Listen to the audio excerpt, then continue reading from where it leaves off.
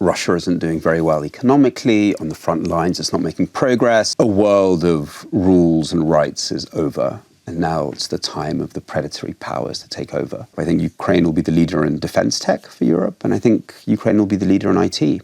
While Russia is the opposite, it's closed and it solves its problems by throwing people out of windows. The belief in all the kind of international institutions that were created after 1945 is breaking or broken. Russia does not treat propaganda as a side project. It invests billions into it, a system so large and complex that it is hard to see where it begins and where it ends. It moves through media, politics, social networks, and local debate. The goal is not to make you believe one story. The goal is to make you doubt all of them. My guest today is Pomerantsev, a British journalist and writer who studies propaganda and disinformation. Peter, hi, welcome to the studio.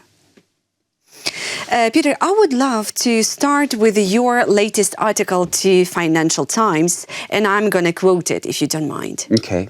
Yeah, so the beginning of the article, it says, in Vladimir Putin's telling, Russia's victory is so close he can barely fail to grasp it.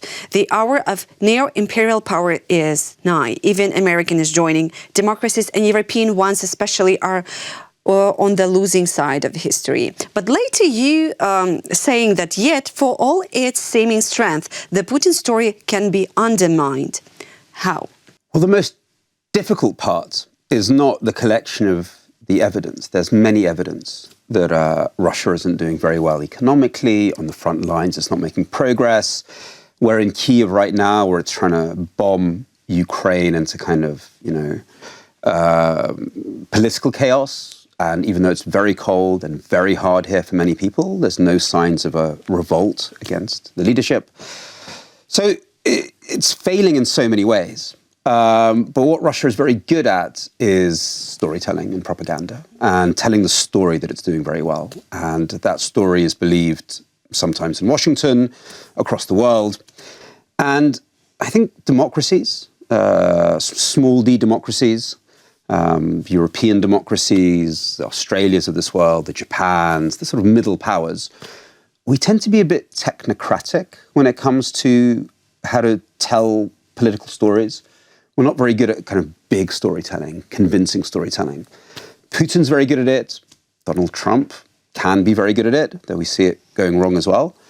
We're not very good at that, and we don't really have leaders who can take the amount of evidence that we see about Russia and give a convincing story about its failure, and more importantly, a convincing story about how we can push back.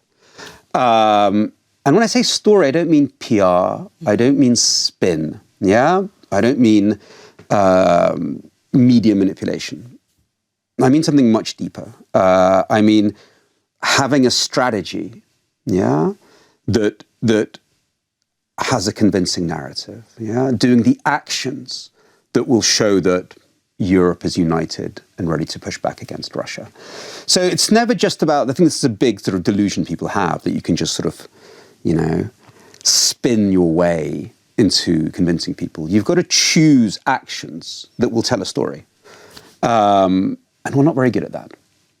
At the Ukrainian House, at Davos conference, I haven't been there, but I've heard this year, there was an exhibition when the drones were flying into European cities. It was like, and people were entering the house and they were thinking it's live. They were threatened because they were thinking that now this drone is flying towards Warsaw or towards Brussels and Paris. So, and it was kind of, that the danger is not only in Ukraine and now the danger is in Europe. From your perspective, and from your perspective, how vulnerable Europe right now in front of Russia, who's not even sending single missile to European countries and capitals? Well, Russia is waging a very active, what people call a hybrid war against European countries. So sabotage, disinformation, assassinations, and increasing them all the time. And, the aim of that can be tactical, blowing up a factory that's making weapons for Ukraine. But it's also exactly what we're talking about. These are small actions, very cheap, that show a story. And the story says Europe is weak. Europe can't get its act together to stop a couple of drones over an airport. All Russia has to do is send a couple of drones across the border into Poland, and NATO is over because America doesn't respond.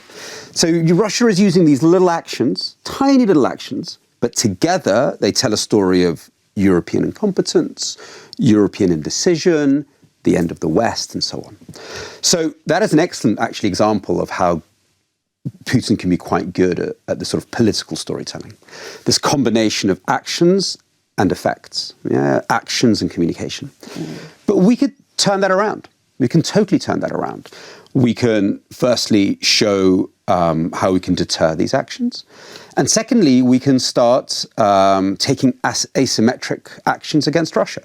Russia is very, very vulnerable to hybrid operations itself, whether it's in its international economic partnerships, whether it's with its oil tankers that transports its shadow fleet.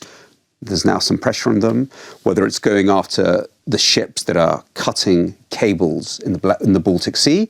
Russia is incredibly vulnerable to our kind of small but very effects-driven actions. I mean, you saw recently a couple of Russian shadow tankers were blocked, and already there was a lot of kind of concern in Russia that their oil exports would be seriously damaged. So, look, this is an excellent example of a political narrative that can be flipped on its head.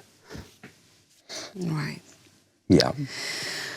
Speaking about Russian propaganda, for me, I thought that it's not like modern propaganda. It's not like it was during Soviet Union times. Because, as you said, they were building a great narrative. And back then it was the victory in World War II.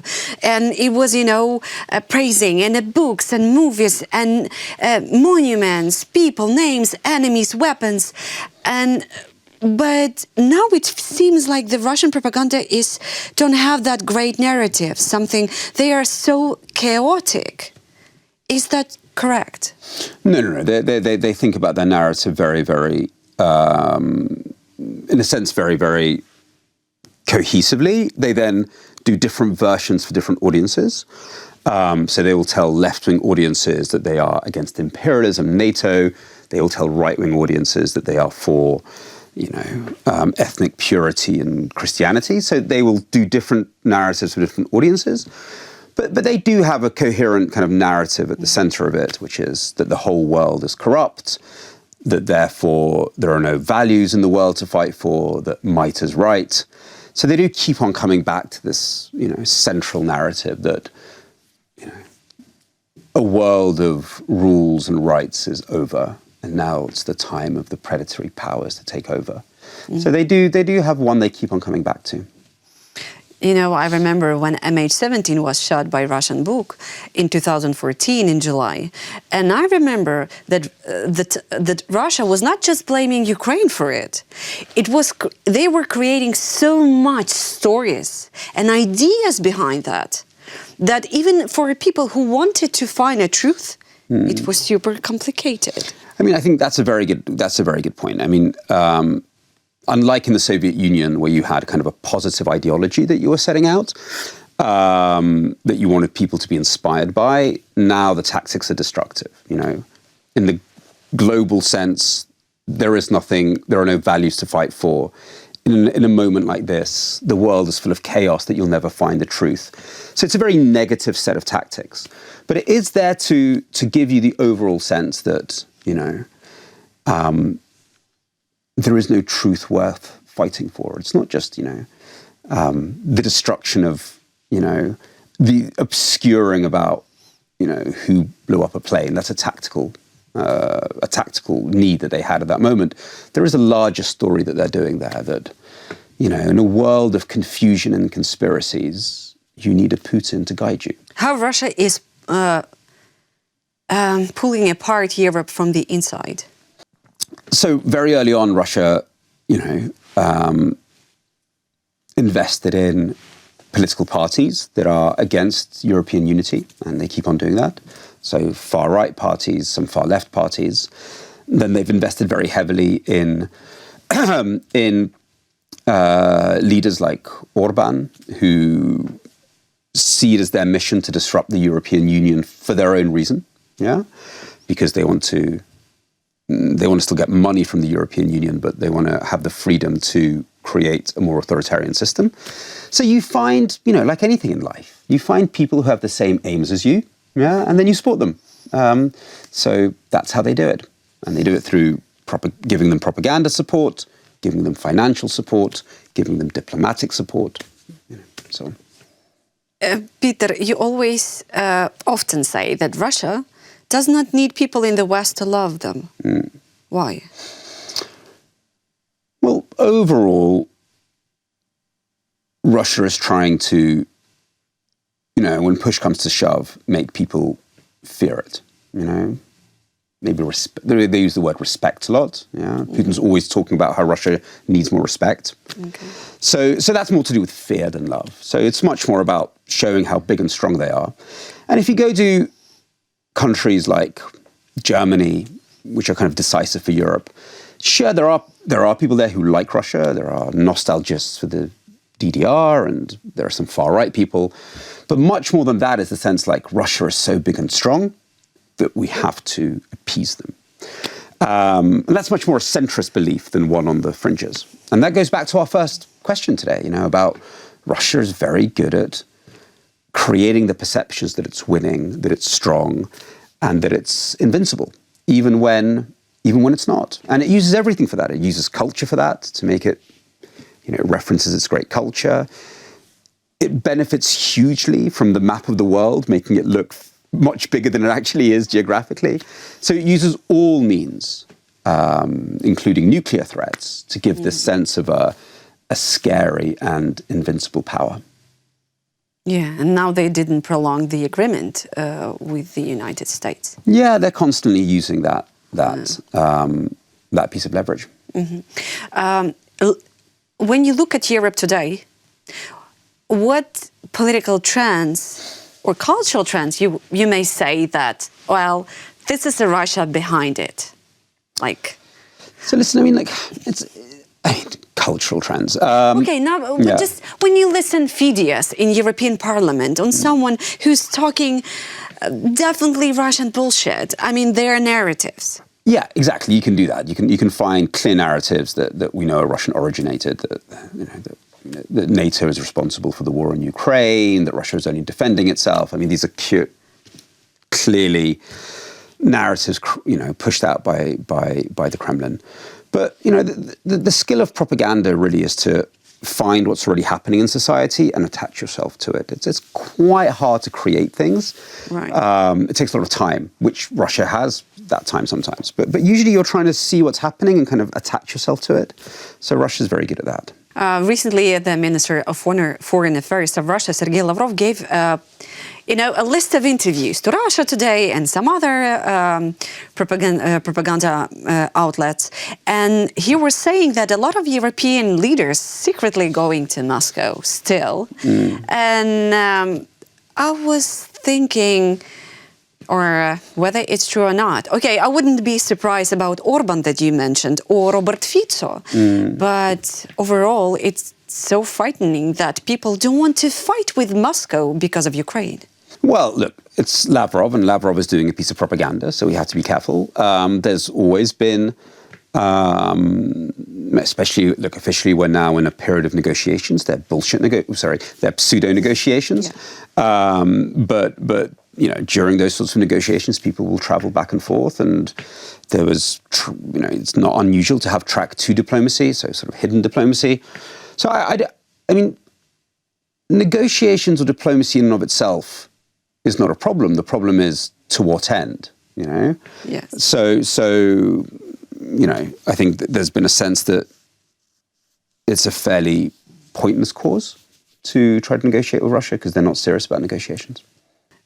My next question is quite practical. We've heard a lot of Telegram channels that we don't have to use them. Yeah. Yeah. Do you use Telegram? And that's a very interesting question. A lot of Ukrainians use Telegram. Yeah. And when I was in Brussels like a year ago, there was a kind of a security meeting off the record, but they were begging us to just delete this app on our phones. What do you think? I would be very suspicious of any technology that is originated from or is in any way dependent on either the Chinese or the Russian state, however independent it might seem.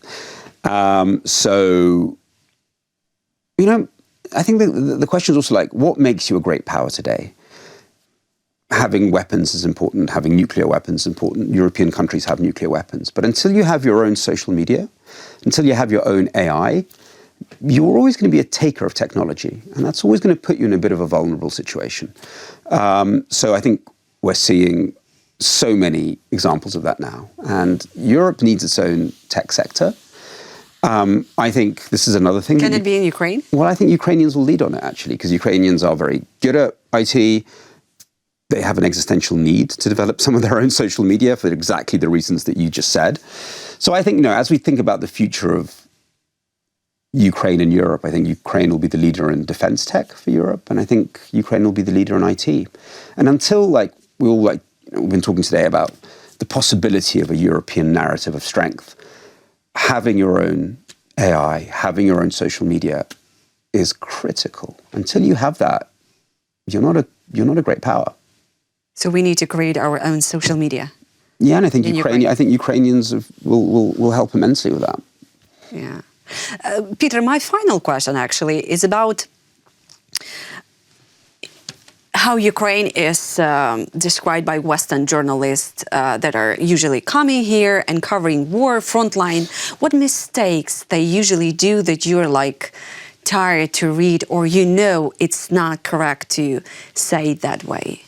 Okay, correct, maybe that's a strong word, but when you see like, no, guys, this is not what we need. So Western journalists in Ukraine? Well, yeah. I think overall... those not even who come here, but just describing the war and trying to cover it properly and balanced. To be honest, I haven't done any kind of audit on that. So it's hard for me to say. Look, journalists always need news. They need something that's new. And so, you know, sometimes I don't know if there's a temptation to grab something that isn't that in focus. I think the main thing that we have to keep in mind is, though, Ukraine is a pluralistic society. And that means a lot of its problems are out in the open. Corruption scandals, problems with mobilization. And because they're in the open, it's very easy to cover them. While Russia's problems are much more closed. You know, its corruption is, you know, you get shot if you try to investigate it. The problems in its economy are sort of like squashed down. Its problems with mobilization aren't covered. So that sometimes you get this kind of, because it's so easy to cover Ukraine's problems, because its own journalists cover these problems, there is this sense that Ukraine is somehow, you know, on the edge and about to break. And whenever I say something about Russia, the answer is always, but what about Ukraine? You know, and I'm like, well, Ukraine's problems are part of a pluralistic and democratic process where it's normal to discuss your problems. And historically, that's a pretty good way of dealing with them. You know, the fact that they're talked about and debated and changes happen shows actually a very robust society. And sometimes it becomes the opposite. You know, the fact that we had, I don't know, corruption scandals led by journalists, which led to, you know, really important changes in government, that's not a sign of weakness, that's a sign of strength. Yeah? So I think there's this paradox of being open and democratic that actually can lead to a perception that you're a mess. And you're not, you're just being democratic. While Russia is the opposite, it's closed and it solves its problems by throwing people out of windows. So I think that's a real kind of, that's like a disbalance. And I don't know how journalists should factor that in, but there is that issue. The last one, I almost forgot to ask you. Which world institution exposed right now are just completely, you know, failed? Which world institution has completely failed? Yeah. FIFA. Okay. Not the United Nations, for giving not NATO. for giving the Peace Prize to Trump. Which, God, I don't know. Sadly,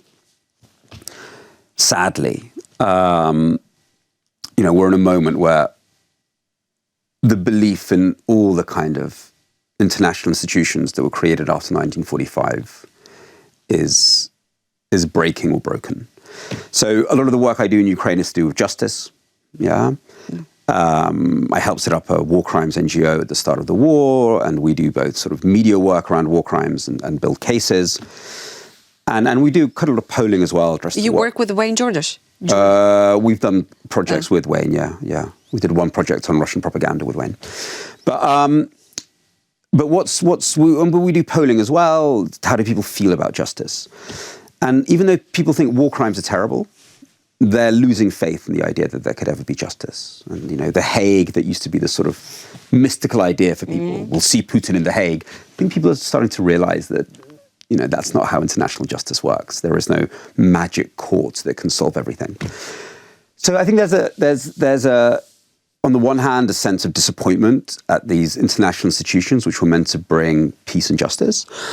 But on the other hand, there's more chances than ever to hold criminals accountable. You can do it through sanctions, through public pressure. Even the work we did with Wayne Jordash, we can do so much more research to find out who precisely was responsible for something that happened through OSINT research. So even though the myth of an international justice, I think, is broken, there are so many other things you can do. You can open courts, cases in individual countries. You can go after their money. You can go after their technology. So actually, even though the scenario we live in is a little bit Mad Max, a little bit kind of anarchic, if you kind of embrace that, frankly, and go, okay, what are the tools that we have to bring about the ideals of rights and justice? We actually have a lot. But it's going to be a much crueler landscape. But the opportunities are vast. So I would say that even though The Hague, the UN, they might feel broken, in order to achieve justice and rights, there's actually a lot we can do. So, Justice and rights. And I think so. It's a paradox. On the one hand, the big institutions seem broken. The big narrative doesn't feel real anymore. But actually, you can do more than you'd ever been able to before. Peter, it's so sad we don't have much more time, actually. But anyway, thank you so much for your time, for coming here, for coming in Ukraine and helping a lot. And I hope to see you again. Yeah, my pleasure. Thank you. Thank you.